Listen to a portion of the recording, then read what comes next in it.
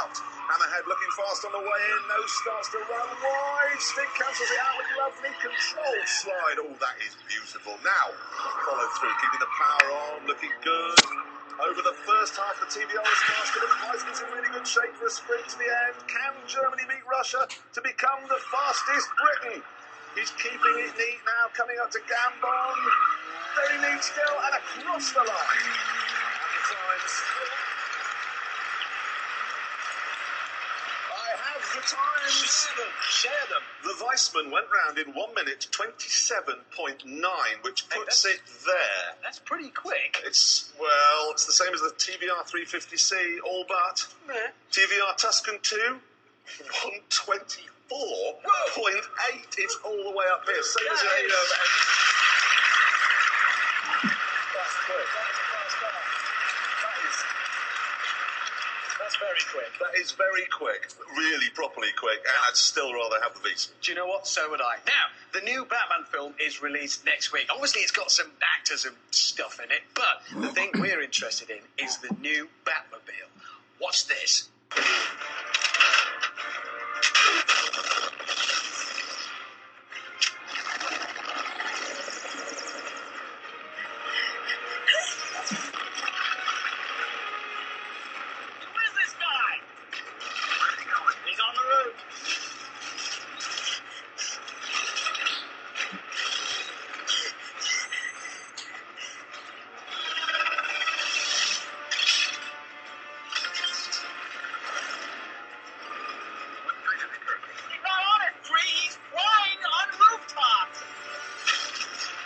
And look, we've got it here in the studio. There it is.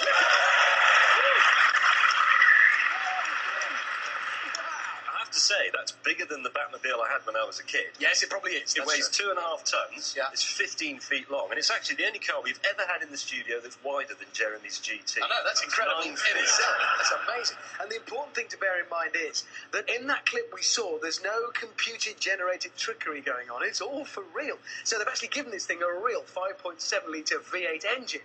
Now, here's the thing. Normally, when a car is built one-off for a film, they start off with something like a big old American barge, and then they cover it with cardboard and bits of papier-mâché until it looks right. But this was built from scratch as a Batmobile. This is actually a Batmobile. And here's another interesting thing. When they showed the concept to all the American companies that normally come up with these special cars, they all said, can't be done. Too difficult, all that back-to-front axle stuff. And the result of that is made in England. Absolutely. Now, of course, it's got to have lots of clever gizmos. So, it needs to have guns. Here they are. Then, further down the car, when Batman stamps on the anchors, the enormous air brakes are deployed. Look at that. And finally, check this out for a party piece. You see? With a car like this, Val Kilmer could be in the movie and you'd still want to see it. Okay, for the last 10 years, my children have slept soundly in their own beds every night. But then Doctor Who came along and everything